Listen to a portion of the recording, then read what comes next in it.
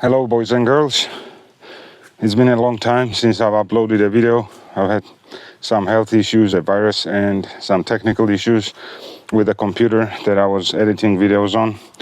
Now that's solved, so I will be pumping out some content, reviews as well as usual do-it-yourself projects.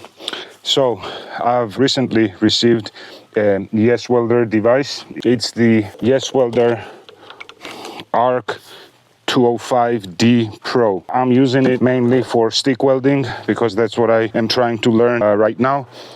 But later we will delve into some other types of welding as well. What we're doing now is I need a welding hammer to remove flux. The hammers that I view online on Amazon, AliExpress, etc. are just really crappy, heavy. I've got a construction ongoing. We're building a house and I saw a professional using his self-made hammer, and what he had was just 8mm or 6mm rebar bent like this. He didn't even have the insulation here. That's my addition. This is my first attempt. I can cut this down and make it more wieldy, but the issue is still too heavy compared to this type of construction. But most importantly with this is relatively soft steel, so when you're working on your welds, that also being steel, especially if it's a 70-18 electrode, that's quite hard metal, so this dulls very fast. What that professional welder has is he used a bit from a rotary hammer, and that's what I've done here as well. So I had one that broke off. The SDS Plus shaft on the back was broken yesterday, and this was all rusted on this little belt sander. I sanded off everything and also sanded down the tip. So this will be the tip, and what I really liked about what that professional is using is the hammer he has is tiny and very easy to use. You don't really need, if you're welding well, you barely need to heat the flux to remove it if it's done properly. So very compact, easy to use all day long. With this bit, I never throw things away. If you see some of my do-it-yourself videos, even like the G10 or micarta material that I drill through, those shavings I save. Then I mix that with epoxy and make all kinds of really awesome looking items. So I'm a hobbyist, I'm not a professional, but all my home projects, especially on the channel, and by the way, I have another new channel which is WisMods DIY. I'll start uploading some house construction, furnishing videos. We got big plans for that channel as well, so do subscribe if you're into DIY projects and DIY construction. Okay, so long story short, I will be making two out of this one piece. I need to cut this down, so come along. This is too wide. First thing I'll do is I'll cut this down. Now, I don't want this to overheat. If you're into knives, and you should be if you're on my channel, you know that you don't want the steel to get too hot. Now, I cannot be taking this off every so often and dipping it into water, so we will be spraying it with water to make it a bit cooler. Now, I'll also be reviewing the tools that I use, not only the welding stuff, every tool that I use. Some will be purchased with my own money, some will be provided by the brands, etc. This was purchased with my own money, the Metabo HPT, which is a mid-range. It's like between the consumer and professional grade, I would say. It's not your Milwaukee Hilti level, but it's not an off-brand. It used to be Hikoki, and Metabo purchased it, and then it became Metabo HPT. Okay.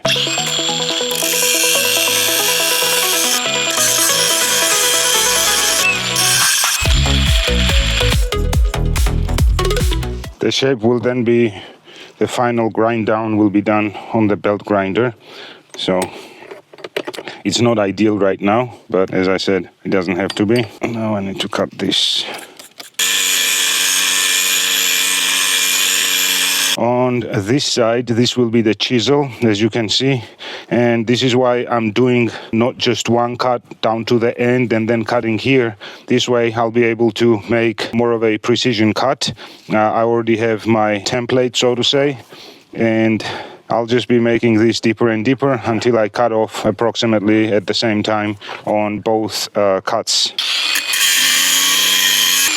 Now, while cutting this, I can already tell that this is significantly harder steel and better tempered than just regular steel bar or rebar, because this is from the factory, manufactured for impacts, and it's just better.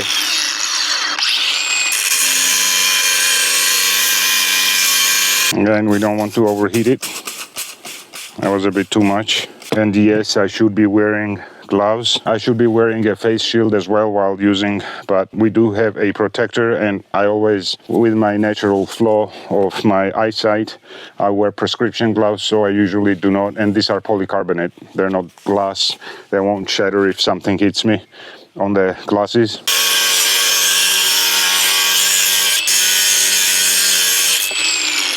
So I'll now drop that in the bucket, let that cool off. This will have to be cut on the opposite sides as well, from at least two, to make something similar, like a point, a spike, and I will then sand that down.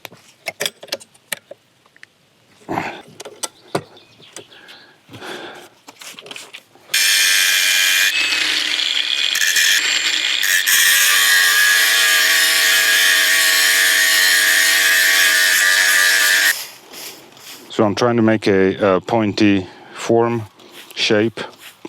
Now I will cut this down, and then I can start rounding off on the belt sander. Have to do the same thing on the other side, so I'll cool it down a bit. And we're already getting a rough outline. The larger side will go on the longer, so the hammer will be just like that. We have a rough outline shape. This came out very, very nice. Not much work to do left here.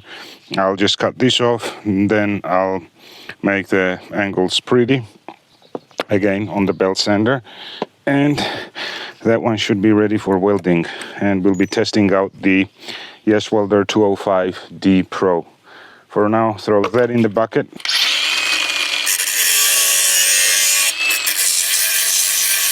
Okay, so the angle grinder work is done. The rest on all of this should be done on the belt sander. I don't want to leave these metal pieces here. I've got dogs running around, and their pretty little paws will get hurt. This is sharp stuff. So there we go, buddy. You're safe. You can run around. Yeah, Daddy loves you, right? So now I can be dipping this frequently to avoid overheating again.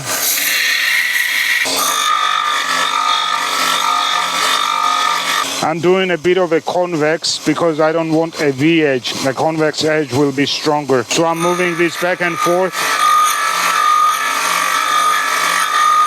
Plus it'll avoid overheating one side.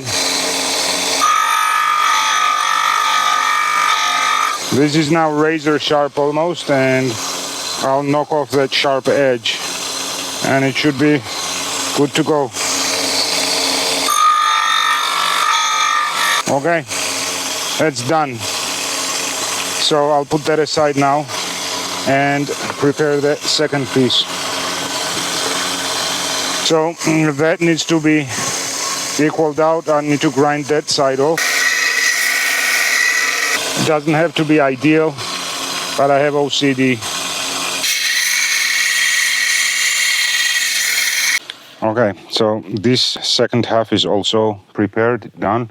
Now I'm losing daylight. I'll switch off my Workhorse HD 16. I believe this is my absolute favorite. Great headlamp, long battery life, shoots both a spotlight as well as a floodlight. Has a rotary switch, and I do have a review on this. I've been using it very, very well on my construction. Okay, now the main star of this video. Let's test out the Yeswelder Arc 205D Pro. Okay, so first things that I want to mention, this welder says a Pro, but at max of 200, you can only utilize it for 30%, meaning 3 minutes out of 10 minutes you can use it at max. The slight changes that I've done to the welder already is I changed the contacts, but the female ends, not these plugs. These plugs are original, but I put albicore Binzel contacts on here because I will be using this not at max. I'll be using this at around 120 amps with 3.2 millimeter electrodes mostly, even though this can go up all the way to 5 millimeter electrodes. But again, you have to be wary of the load. So 30% on that, but you can use 70% at lower amperage. Also, I have, and in my detailed review, I will show that I've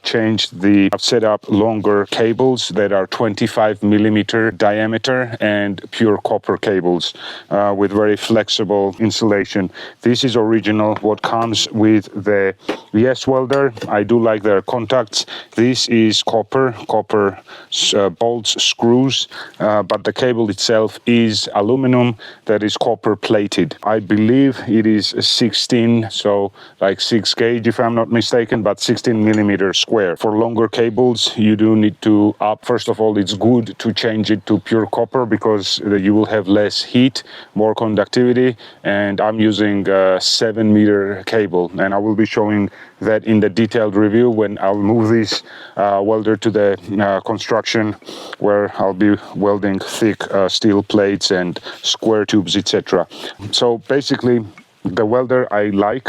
It has arc control, it has a hot start, both of which you can adjust from 1 to 9. It has 205 amperes, which I'm not sure if it's actually giving you that, but it is melting a 4 millimeter electrode. I've already tested that. I don't use more. If you do want to increase your cables and increase the overall performance, what they've done is they've given you a very good and capable welder, but they've concentrated their investment more on the welder rather than the cables, the stinger, the electrode holder. But again, the best out of what they do supply out of the factory, I do like their clamp because this seems to be pure copper. So from Yeswelder, I received this helmet, the welding helmet, and the welder. I'm very impressed with the welding helmet. Again, I'll do a detailed review. This comes with replacement screens, comes with a replacement battery. After a while, if the battery needs to be changed, it is a specific type of battery that you might not be able to readily find in your hardware stores. So Yeswelder thought of that and supplied you with a spare battery, and as already mentioned, you do have replacement screen, both exterior screen, internal screen, and I have scratched those up before, so that's very thoughtful. And you get 3. If you use the helmet well, and if you care for your tools, this should last you maybe years depending on how much you use it. And so I'm very impressed with the helmet. I will again do a detailed review on both. So we turn this on. So when you weld, you might think that you want square 90 degrees, and beginners often make that mistake. What you actually want is tapers, so that, and even here I will not be welding on the flat, I will be welding on this ridge, so that I can then fill in the welding material with that electrode and add strength and rigidity to the item. So that will go there. That electrode is equivalent to, it's a Patton electrode. It's an Ukrainian brand. Very good electrode, but I don't want to start off with 70-60. I prefer to start off with 60-13, and once I have this fixed, then I will finish off with 70-18.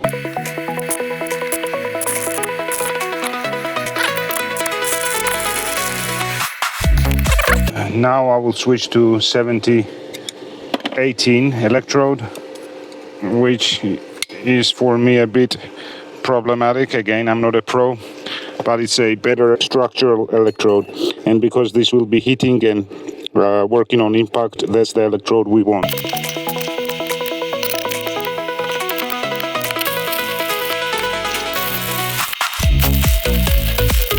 Okay, now I'm gonna dip this in water. So I'm not dipping the welding part, I'm just dipping the tips. I want this to cool down slowly so that I don't melt the insulation that I have.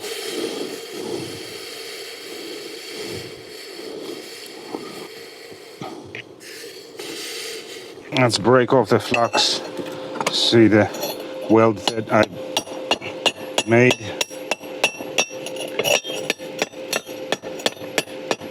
On the sides, the weld is relatively acceptable, especially for me. Again, I'm not a pro welder, but I do need to add some steel on the sides here.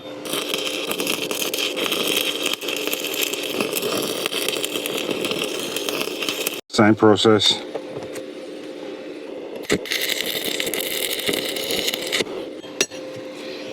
Okay, so I'll do some cleanup, but there we go. Out of one used up and broken rotary hammer bit, we made two custom. Yes, the welds are not perfect. I'm not a professional welder, but this will serve me much better than any purchased hammer from AliExpress or from Amazon. So I'll throw in some short footage once I'm done cleaning this up. Okay friends, so I'm done making these flux hammers or welding hammers. I am happy with the way they came out. This doesn't look too clean, too professional, but it will suffice. It will definitely do the job. It'll do much better than just rebar or blank round steel, because that's soft, and these bits are manufactured with calculation for them to work on impact. Overall, you see the Yeswelder did a fine job. I didn't do a professional job, but I don't claim to be a professional. But so this is where I was when I started. Just god awful type of welds, kind of messing up, bulking up on the material to compensate for my improper welds here, as you can see. I believe this was the first that I made. I realized it was too heavy. Yes, you can cut these down, etc., but I'll probably just throw this out. These two will serve me a lifetime, because if they do get dull, you can always touch it up on a belt sander and the handles will just work forever. The weld is full on all sides, and then I just brushed it up on the belt sander, as you saw. Okay, stay tuned. Apologies for disappearing for a little bit. I have a bunch of really cool products to review, as well as DIY videos, so stay tuned for news on the new channel as well. Have a good one, stay safe. Cheers.